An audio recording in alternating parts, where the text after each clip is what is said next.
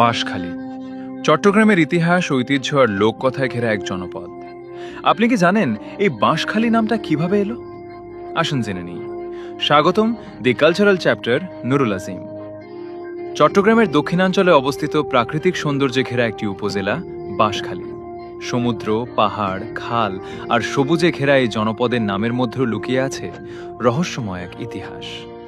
বাঁশখালী থানা প্রতিষ্ঠিত হয় ১৯৫৮ সালে এবং ১৯৮৩ সালে এটি উপজেলায় রূপান্তরিত হয়। তবে বাঁশখালী নামের উৎপত্তি নিয়ে আজও নির্দিষ্ট কোনো প্রামাণ্য তথ্য পাওয়া যায়নি। বিভিন্ন ইতিহাসবিদ ও স্থানীয়দের মাঝে এ নিয়ে প্রচলিত রয়েছে নানা কিংবদন্তি। বিশিষ্ট ইতিহাসবিদ ডাক্তার আব্দুল করিম তার বাঁশখালীর ইতিহাস ও ঐতিহ্য গ্রন্থে এই নামকরণ নিয়ে কয়েকটি জনশ্রুতির উল্লেখ করেছেন। প্রথম কিংবদন্তি অনুযায়ী একসময় সাতকানিয়া এলাকার দুই ভাই ও এক বোনের মধ্যে পৈতৃক সম্পত্তি নিয়ে বিরোধ সৃষ্টি হয়। বিবাদের এক পর্যায়ে মারামারিতে প্রচুর বাঁশ ব্যবহার করা হয়। একসময় বাঁশঝাড়ের সব বাঁশ শেষ হয়ে গেলে লোকজন বলতে থাকে বাঁশখালী হয়ে গেছে।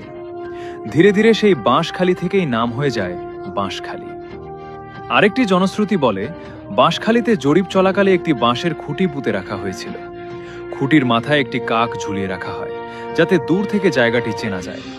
পরদিন কাকটি আর দেখা না গেলে লোকজন বলতে থাকে বাঁশখালী। তবে ইতিহাসবিদদের মতে ইংরেজ আমলের আগেই বাঁশখালী নামের প্রচলন ছিল, তাই এই কিংবদন্তির যৌক্তিকতা নিয়ে প্রশ্ন আছে। তৃতীয় কিংবদন্তিতে রয়েছে ব্যবসার গল্প।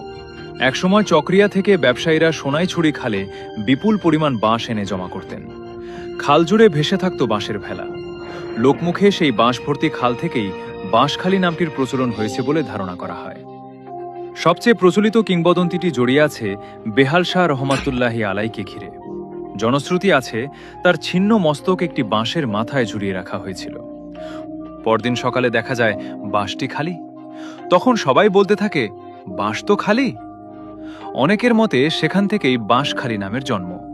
যদিও এসব গল্পের নির্ভরযোগ্য ঐতিহাসিক প্রমাণ নেই, তবুও শত বছরের লোককথা আর মানুষের মুখে মুখে এই কিংবদন্তিগুলো আজও জীবন্ত হয়ে আছে। এক কথায় এটি ইতিহাস, লোককথা আর সংস্কৃতির এক রহস্যময় অধ্যায়।